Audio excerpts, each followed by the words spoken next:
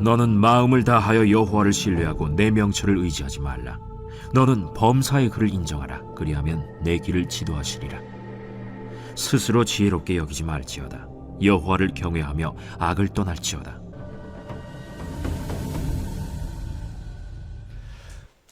할렐루야. 또 풍성한 하나님의 은혜가 함께하는 복된 시간 되기를 주의 이름으로 축원을 드립니다.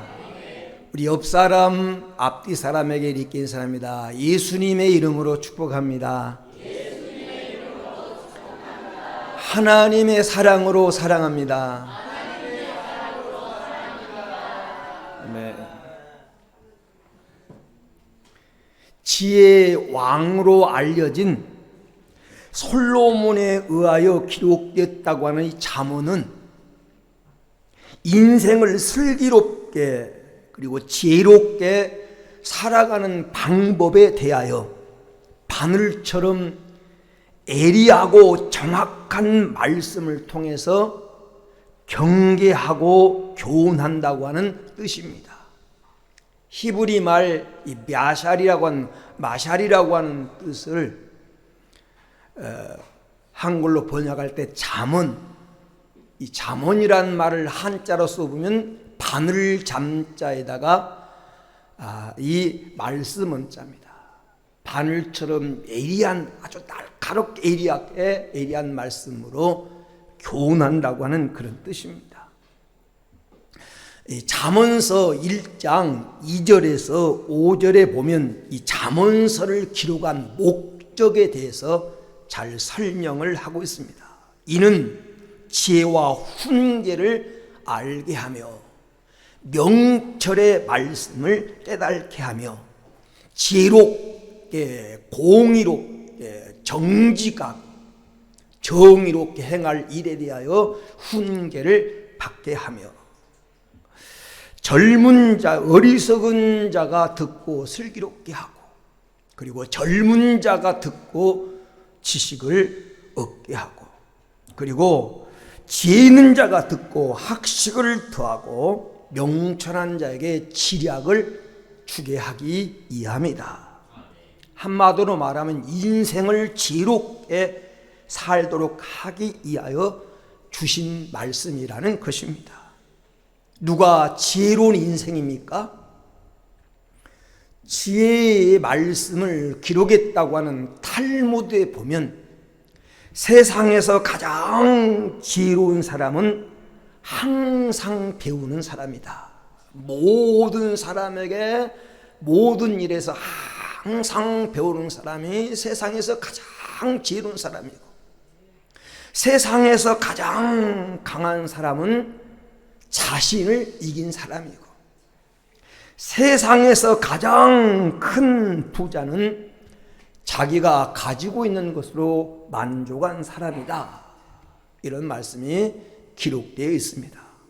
세상에서 가장 지혜로운 사람이 되는 방법은 항상 배우는 것입니다. 배운다고 하는 말은 나보다 탁월한 사람으로부터 인도받고 가르침을 받고 지도받는 것을 가리키는 말입니다. 지금 우리 한국 축구의 수준이 세계 축구 선진국과 어깨를 나란히 할 만큼 수준이 올라가 있어요. 그런데 2002년도 월드컵 전까지만 하더라도 우리 한국 축구의 수준은 아시아 변방에서 말레이시아, 지금 태국, 베트남 같은 그 수준에 머물러 있어서 말레이시아와 결성하고 태국과 막 1대1로 싸우고 하는 것을 제가 어릴 때 늘 가슴 졸이며 봤어요. 근데 언제 한국 축구의 수준이 이렇게 높이 올라갔느냐? 2002년도 월드컵을 앞두고 히딩크라고 하는 선진 기술을 가진 감독을 영입해서 선진 기술을 배움으로 인해서 한국 축구의 수준이 지금 세계와 어깨를 나란히 할 만큼 높아졌어요. 여러분, 돈은 아무나 다 잘 버는 것이 아닙니다. 돈을 잘 버는 사람들을 보면 돈 버는 방법을 알고 있고 돈 버는 길을 알고 있습니다. 어떤 사람은 죽으라고 자기 방법만 고집하고 있어요. 워렌 버핏이라고 하는 미국의 기업가이자 투자가인 이 워렌 버핏이라고 하는 사람과 한 끼 식사를 하기 위해서 많은 사람이 경쟁을 합니다. 2시간 그들과 함께 식사하고 대화하는데 그걸 경매에 붙이는데 보통 한국 돈으로 45억, 50억씩 가요. 2시간 밥 먹고 밥값 내고 50억을 주어가면서 그 사람과 함께 2시간 밥을 먹으려고 경쟁을 합니다. 왜 그래요? 그 사람과 2시간 밥을 먹으면서 함께 얘기를 나누면 투자의 방법을 알게 되고 돈 버는 방법을 알게 되고 길을 배우기 때문에 50억을 투자해도 이익이 남는다고 생각하기 때문에 그렇습니다. 배우는 겁니다. 배울 때 더 나아지고 수준이 향상되는 것입니다. 여러분, 세계에서 가장 지혜로운 사람이 어떤 사람이냐면 유대인입니다. 유대인은 지금 미국 하버드 대학이라고 하는 대학교 30%가 유대인이에요. 노벨상의 그 수상한 수상자들의 25%에서 30%가 유대인입니다. 저 미국이라고 하는 거대한 나라에 하루에 매년 벌어들이는 수입의 25%를 유대인들이 법니다. 여러분, 세계적인 30대 기업 가운데 12%가 유대인 소유입니다. 그러니까 세계 30대 기업 중에 12개가 유대인이 소유하고 있어요. 세계적인 정유회사, 이 기름을 뽑아내는 정유회사가 7개 있는데 7개 중에 6개가 유대인 소유입니다. 왜 저 작은 나라의 작은 민족이 이렇게 그래 미국을 움직이는 사람은 유대인이라고 해도 틀린 말이 아니에요. 왜 이렇게 지혜로운 민족이 됐을까? 그들은 어려서부터 성경과 교제하며 성경 말씀에서 물어보고 성경 속에서 교훈을 얻습니다. 신명기서 6장 6절에서 9절에 나온 대로 하나님 말씀을 너는 마음에 새기고 자녀에게 부지런히 가르쳐라 라고 하는 교훈을 따라서 어려서부터 자녀들에게 하나님 말씀을 가르치고 하나님 말씀을 통해서 교육시켜서 하나님의 지도를 받다 보니까 탁월한 민족이 된 것입니다. 우리가 인생을 좀 더 지혜롭게 살아가고 이 경쟁사에서 탁월한 인생을 살아가기 위해서는 하나님의 지도를 받으면 되는데 어떻게 해야 우리가 하나님의 지도를 받을 수 있느냐? 모든 사람을 하나님이 다 지도하는 것은 아닙니다. 오늘 말씀 6절 말씀에 보면 그리하면 내 길을 지도하시리라 그랬는데 그리하면이라고 하는 말은 전제 조건이 있다는 거예요. 전제 조건. 앞에 조건이 충족될 때 하나님이 지도해 주시겠다라는 것입니다. 여러분, 금년 한 해 살아가면서 하나님의 지도를 받고 사는 인생이 되기를 주의 이름으로 축원을 드립니다. 그러면 하나님의 이 지도를 받은 인생이 되려면 어떻게 해야 되느냐? 첫째는 마음을 다하여 하나님을 신뢰하라. 5절 말씀에 너는 마음을 다하여 여호와를 신뢰하고 그랬어요. 여기 신뢰하다고 하는 말은 추워도 의심 없이 받아들이고 그대로 믿는 것입니다. 그대로 하나님의 인도를 믿는 겁니다. 추워도 의심 없이 믿는 것. 2001년 5월 25일 에릭 에이언 마이어라고 하는 32살 미국인이 시각장애인입니다. 시각장애인. 앞을 못 보는 시각장애인인데 이 사람이 에베레스트 산을 정복합니다. 정상적인 사람도, 강인한 체력을 가진 사람도 정복하기 어려운 저 깎아지른 칼날 같은 빈벽을 올라서 에베레스트 산을 정복하게 돼요.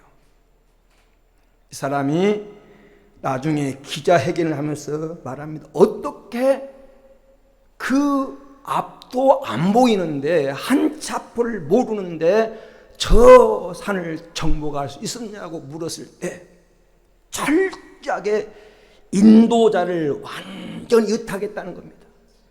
자기의 감각이나 자기의 생각을 의지하지 않고 자기를 인도하는 인도자를 100% 의탁하고 믿고 따라갔더니 에베레스트 산을 오르게 되더라라는 거예요. 여러분, 시각장애인도 자기를 인도하는 인도자를 믿고 따라갔을 때 저 험산을 점령하는데, 오늘 우리가 천지 만물을 주신 하나님을 믿고 따라가면 모든 일에 타고나신 하나님의 지도를 받으면 불가능이 없을 줄로 믿습니다. 알바스토르라고 하는 이 바다새가 있습니다. 바다새.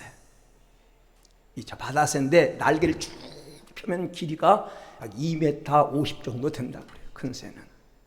근데 이 새가 한 번 날아서 뜨면 보통 1000km에서 많이 하면 5000km, 5000km.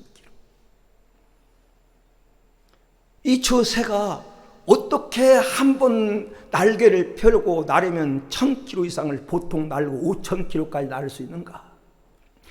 날개 힘으로는 도저히 불가능. 날개 힘으로는 몇백 킬로도 날기가 힘든 거예요. 근데 저 새는 어떤 새냐면 바람을 이용할 줄 아는 새. 바람에다가 자기 몸을 태우고 바람을 따라 바람을 의탁하고 나니까 5000km까지도 날게 되더라는 거죠. 내 힘만 의지할 테면, 나만 믿고 내 힘만 의지할 테면 우리는 아무것도 할 수 없는데, 저 알바스토라는 새처럼 하나님을 의지하고 하나님을 믿고 하나님 안에서 내가 의탁하고 나를 때 어떤 것도 정복할 수 있는 승리자가 되는 것입니다. 지금 세계에서 가장 강력한 나라는 누가 뭐라고 해도 청교도들이 세운 미국입니다. 미국의 대통령이 엉뚱한 말을 해도 세계가 그 말 한마디에 좌우하잖아요. 세금을 올리겠다면 세계 사람들이 그 입에 주목을 하고 있는 거예요. 왜요? 강력한 힘을 갖고 있습니다. 미국이라고 한 나라가 저렇게 강력한 힘을 가진 세계적인, 세계를 통제하는 그런 나라가 된 이유가 뭘까? 여러 가지 이유가 있겠죠. 그런데 미국 사람들이 쓰는 돈을 보면, 돈에, 동전이든지 지폐든지 돈에 반드시 써져 있는 문구가 있습니다. 그 말은 in God, 여기 trust, 우리는 하나님을 의지한다, 우리는 하나님을 신뢰한다고 하는 말이에요. 사람들이 가장 신뢰하는 게 뭡니까? 돈입니다. 사람들이 가장 믿는 게 뭐예요? 돈이에요. 뭐니 해도 돈이 있어야지. 이게 사람들이 가장 믿고 신뢰하는 그 돈에다가 우리는 하나님을 신뢰한다, 우리는 하나님을 믿는다. 그런 돈이익을 믿는 것이 아닙니다. 하나님을 믿는 것입니다. 하나님을 믿고 하나님을 신뢰하는 그 민족에게 오늘 세계를 움직일 수 있는 하나님이 힘을 주신 것입니다. 왜 우리가 하나님을 신뢰하고 하나님께 맡겨야 됩니까? 내가 내 인생에 대해서 아무리 플랜을 계획을 치밀하게 쌓고 내가 내 인생을 아름답게 설계하고 여러분 아무리 아름답게 인생을 경영해도 하나님이 열어주지 않으면 그 일은 성취될 수가 없습니다. 만물의 주인 되시고 만물을 다스리시는 하나님이 주권자가 되기 때문에 그분이 길을 열어주셔야 되는 것입니다. 로마서 10장 36절에 만물이 주에게서 나오고 주로 말미암고 주께로 돌아감이라. 그에게 영광이 세세토록 있을지어다. 만물이 주님께로부터 나옵니다. 만물이 주의 뜻대로 되어집니다. 그리고 만물이 주께로 돌아갑니다. 하나님이 만물의 주인이십니다. 잠언서 16장 1절에 마음의 경영은 사람에게 있어도 말의 응답은 여호와께로부터 나오느니라. 사람이 계획을 세우고 그 일을 경영해도 응답하시는 분은 하나님이시라는 거예요. 옛말에 삼국지를 3번 읽은 사람하고는 말을 하지 말라, 그런 말이 있어요. 그만큼 삼국지는 동양의 지혜, 동양의 철학이 들어있어서 삼국지를 읽으면 세상 보는 눈이 넓어지게 되고 지루해져요. 이 삼국지 가운데 제갈공명이라고 하는 사람이 하는 말 중에 모사제인, 성사제천이라는 말이 있습니다. 일을 꾸미는 것은 사람이지만 그 일이 이루어지는 것은 하늘의 뜻에 달려있다. 즉 일은 사람이 하지만 그 결과는 하늘의 뜻에 달려있다는 거죠. 사람은 일을 이루려고 최선을 다해 노력해도 하늘이 도와주지 않으면 그 결과를 기대할 수 없다는 것입니다. 이 총나라를 세운 유비가 이 나라에 의해서, 조조에 의해서 죽임을 당한 후에 이 제갈공명이 유비의 원한을 풀기 위해서 북벌, 이 나라를 쳐들어간 북벌에 나서게 됩니다. 근데 이 나라에는 제갈공명과 견줄 만한 사마이라고 하는 지략가가 있어. 지략가. 제갈공명과 이 쌍벽을 이룬 지략가예요. 그렇기 때문에 쉽게 이 나라를 이길 수가 없는 겁니다. 그런데 서기 234년에 제갈공명이 계략에 의해서 이 사마이가 이끄는 이 나라 병사를 상방곡이라고 하는 협곡으로 끌고 옵니다. 협곡으로. 다 그게 준비를 해놨어요. 이미 계곡 위에서 모든 폭파장치를 해놓고 거기 오면 불화살을 쏴고, 그래서 그 계곡에 오면 딱 갇혀가지고 도망갈 수 없는 협곡에 몰아넣고 완전히 화공으로 불로 다 태워주기를 계획을 다 세워놓고 패하는 척 하면서 이 상방곡이라는 계곡으로 끌고 온 겁니다. 이제 막 하늘에서 막 화공 불화살을 쏘고 막 폭발을 폭파시키고 막 그렇게 막 시작을 하는데, 이 나라는 이 상방곡 계곡에 지금 갇혀가지고 꼼짝을 못하고 있는 상황인데, 이제 이 사마이라고 하는 사람은 자기뿐 아니라 자기 두 아들과 함께 이 나라 병사가 다 죽을 위기에 처한 겁니다.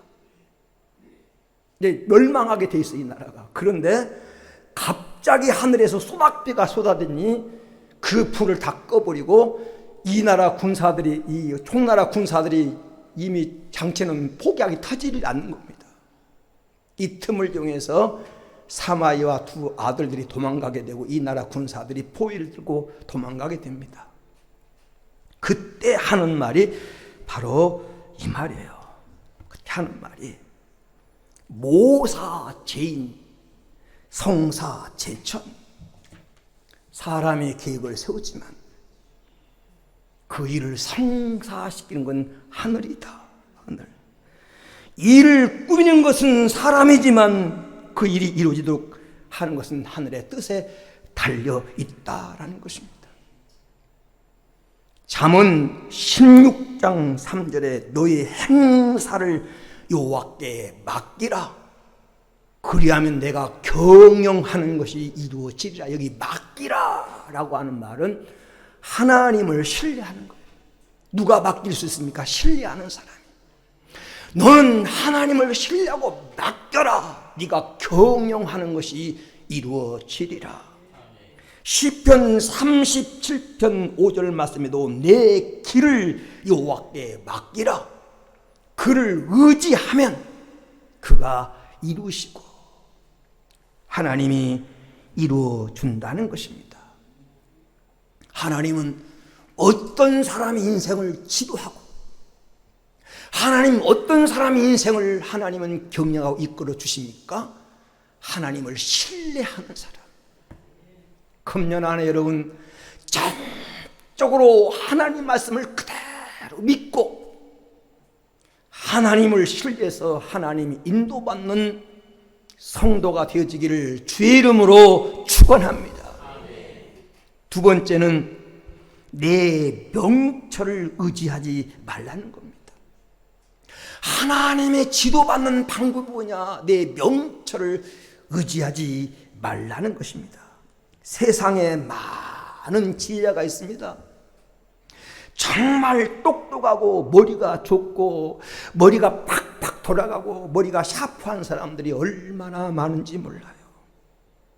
그런데 이 잠언서는 내 명철을 의지하지 말라고 말합니다. 5절에 내 명철을 의지하지 마라. 내 명철을 의지한다고 하는 말이 무엇입니까? 잠언서 3장 7절 말씀은 스스로 지혜롭게 여기지 말라는 거예요. 스스로 지혜롭게 여기지 말아라. 내가 가지고 있는 인생의 경험과 지식과 상식을 하나님보다 앞세우지 말라고 하는 말입니다. 우리는 인생을 살아오면서 수많은 정보를 가지고 있고 지식과 경험을 가지고 있습니다. 그 정보나 지식과 경험이 인생을 살아가고 어떤 일을 결정하는 데 도움을 줍니다. 그래서 귀합니다. 경험은 무시할 수가 없는 겁니다. 그러나 어떤 일을 결정할 때 그것이 하나님 말씀과 상치되는지 않는가를 확인해야 됩니다. 내가 세운 계획이, 내가 알고 있는 지식이, 내가 지금까지 경험한 경험이, 내가 알고 있는 모든 상식이 아무리 그럴듯해도 결코 하나님 말씀을 능가하지 못합니다. 하나님 말씀을 앞서지 못합니다. 누가복음 5장에 보면 베드로가 밤을 맞도록 수고했는데 얻은 것이 없습니다. 아침에 바닷가에 와서 허탄한 마음으로 그물을 씻고 있는데 예수님이 그 배에 찾아오셔서 백성들을 가르친 다음에 베드로에게 명령합니다. 깊은 곳으로 가서 그물을 오른쪽에 내려라. 이 말할 때 베드로의 상식에 맞지 않습니다. 그 시간에 고기가 깊은 곳에 없다는 겁니다. 다 시기에서 가까운 곳에 숲으로 나와 있어 쉬고 있는 시간인데 예수님은 깊은 곳에 가서 그물을 내리라는 겁니다. 자기가 지금까지 바닷가에서 잔뼈가 굵어오도록 경험했고 알고 있는 상식과 맞지 않습니다. 그런데 베드로가 내가 밤이 맞도록 수고하였지만 얻은 것이 없지만 내가 주의 말씀에 의지하여 그물을 내리리라 라고 했을 때 자기 생각과 상식과 경험과 다른 두 대가 가득 차도록 고기가 잡혔다는 얘기가 누가복음 5장 1절에서 11절에 기록되어 있습니다. 그런데 우리가 베드로처럼 그렇게 순종하기가 쉽지 않다는 거예요. 주님 말씀하셨을 때 아멘하고 그렇게 순종하기가 어렵잖아요.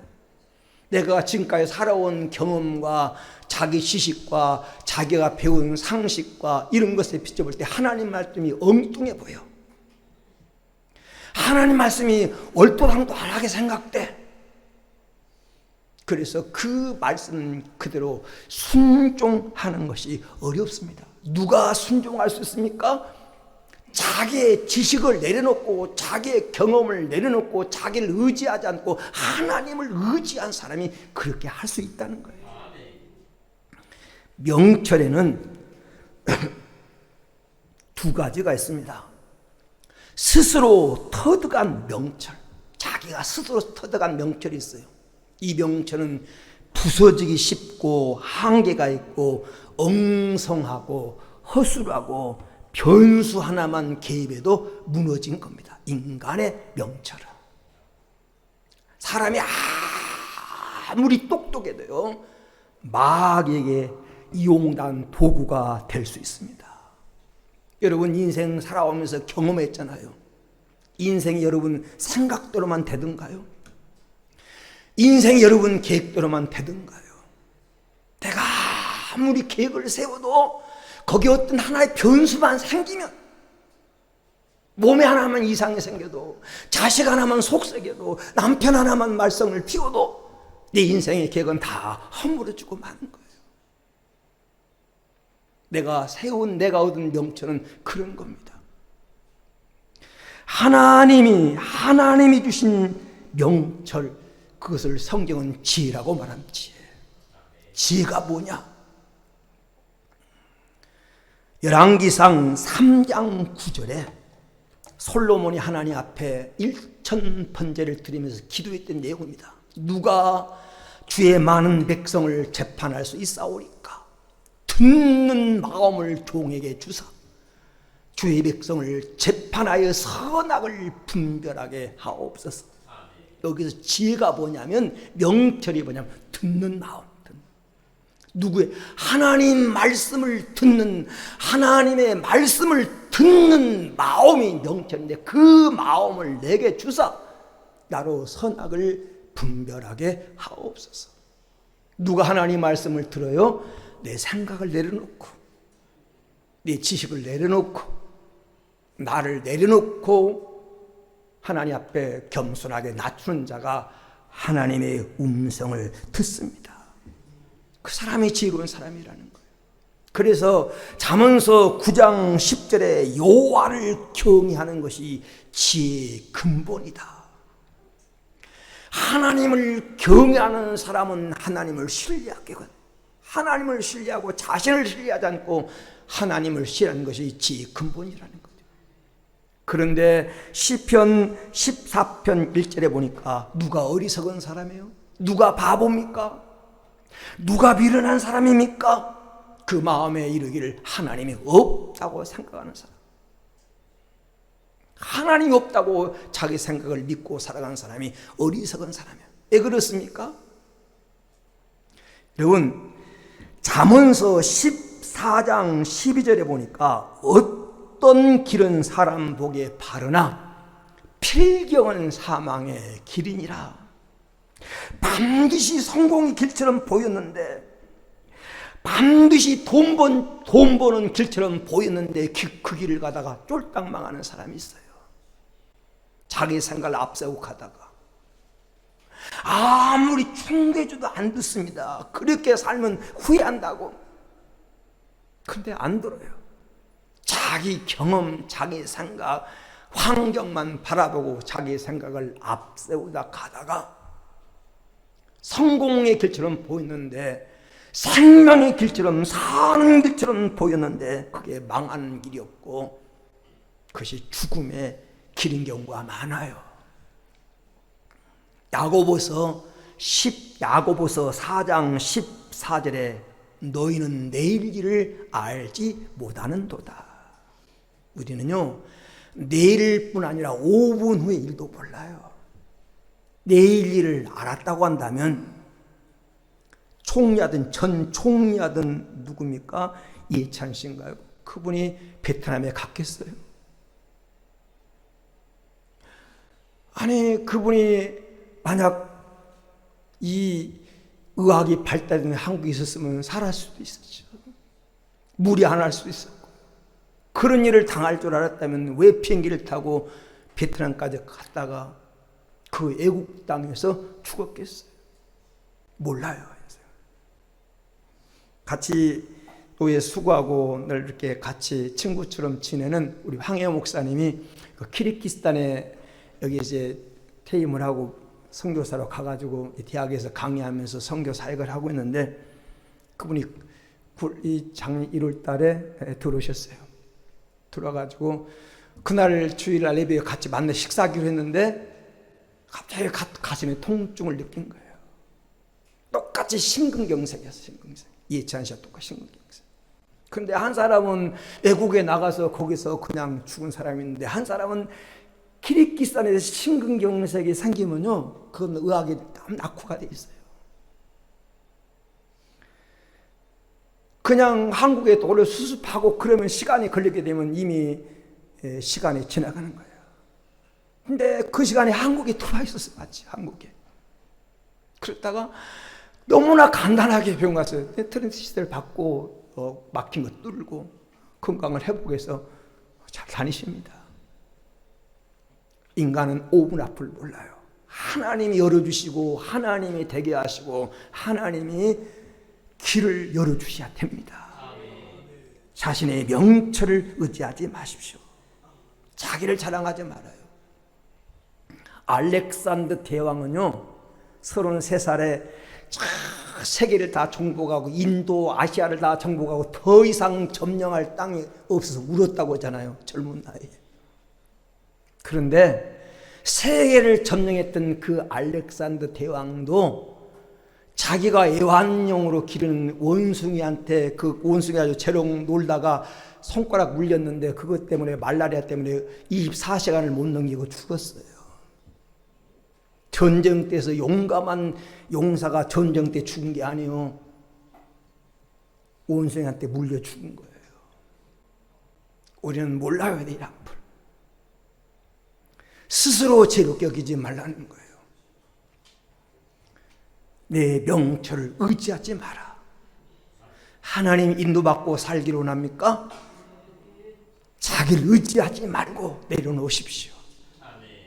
끝으로 오늘 말씀해 보니까 우리가 하나님의 인도받는 방법입니까? 범사의 하나님을 인정하라. 범사의 하나님을 인정하라. 6절에 보니까 범사의 그를 인정하라. 그리하면 내 길을 지도하시리라. 범사란 말이 무슨 말입니까? 모든 일, 잘 될 때든지 안 될 때든지 성공했을 때든지 실패했을 때든지 그 모든 삶 속에서 하나님을 인정해라. 하나님을 인정하라. 그리하면 내 길을 지도하시리라.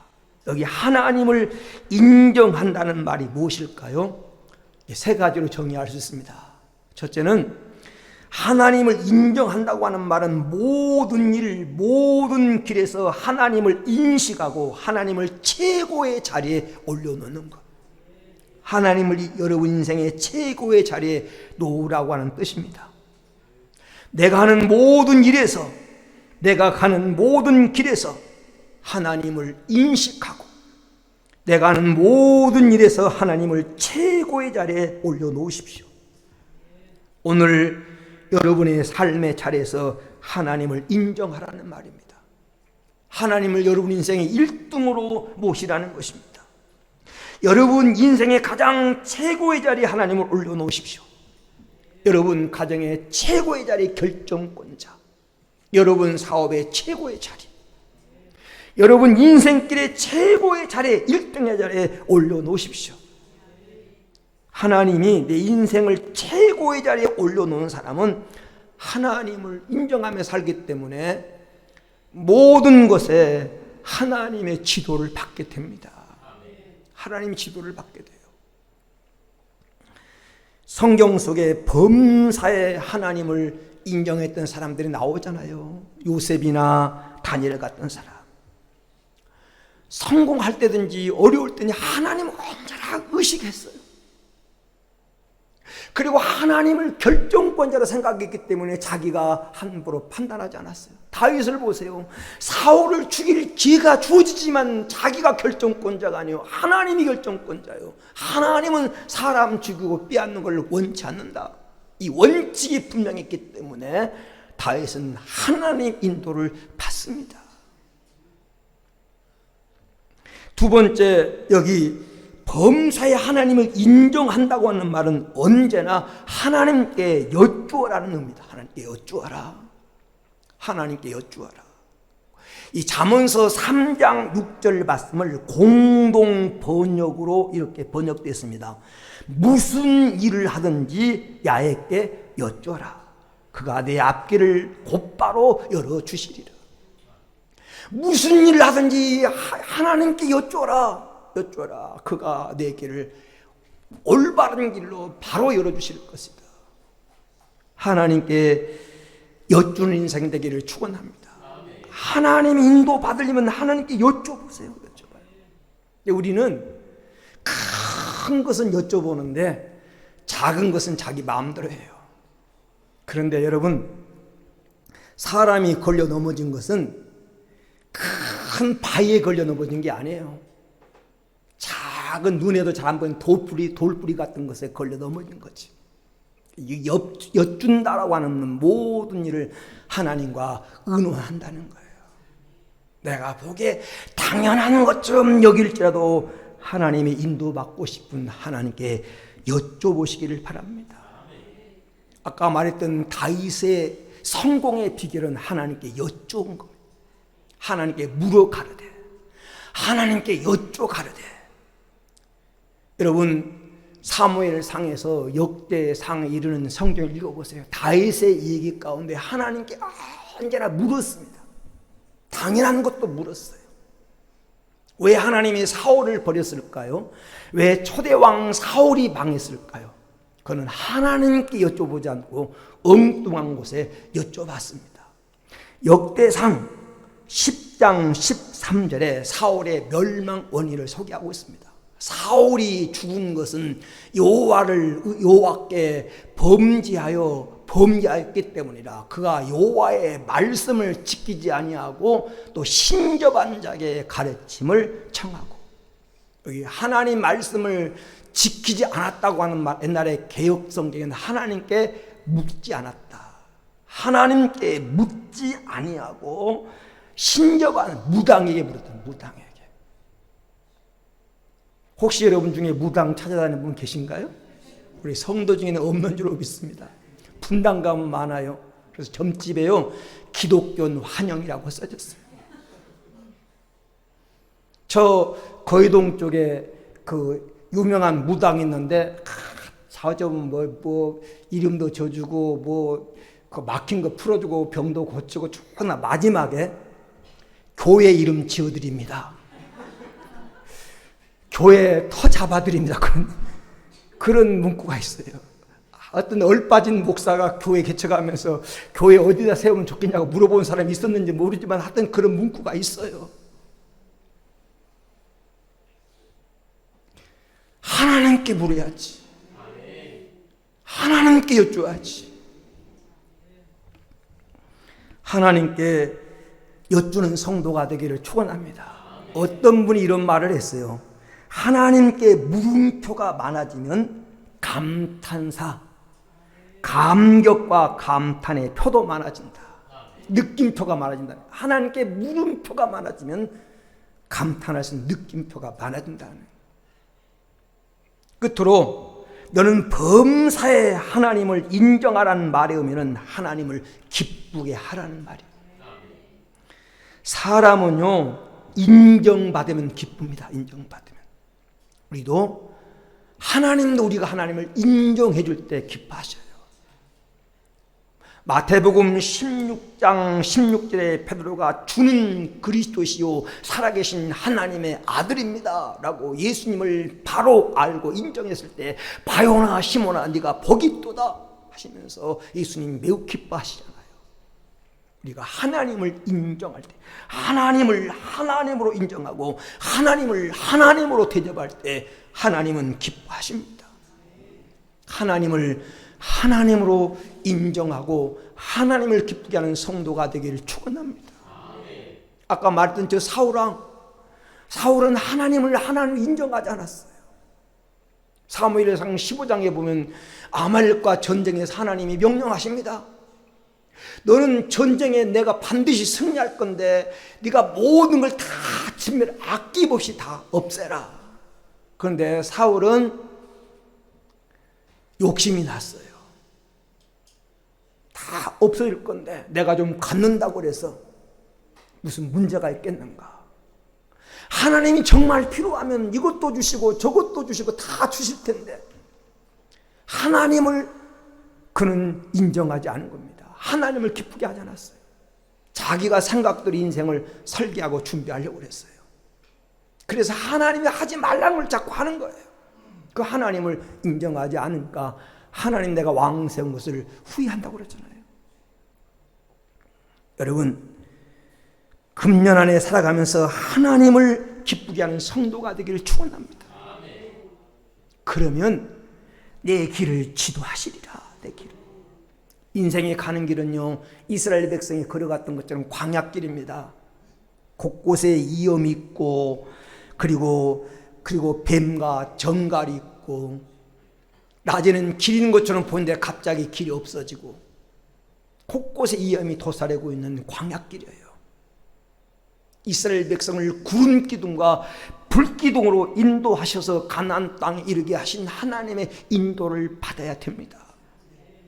그 인도받는 길이 하나님을 인정하고 살아라. 그러면 지도하신다고 말씀합니다. 여러분, 하나님의 지도받으면 얼마나 신납니까? 공부에도 훌륭한 이 교사의 지도를 받으면 정말 내 실력이 늘어나는데 천지 만물을 주신 하나님의 내 인생의 코치가 되어주시고 나를 인도한 목자가 되어주신다면 내 인생에 무엇이 부족하겠습니까? 금년 안에 살아가면서 하나님이 여러분의 길을 인도해주는 그런 하나님의 지도받고 살아가는 복된 성도가 되어질 수 있게 되기를 주의 이름으로 축원합니다.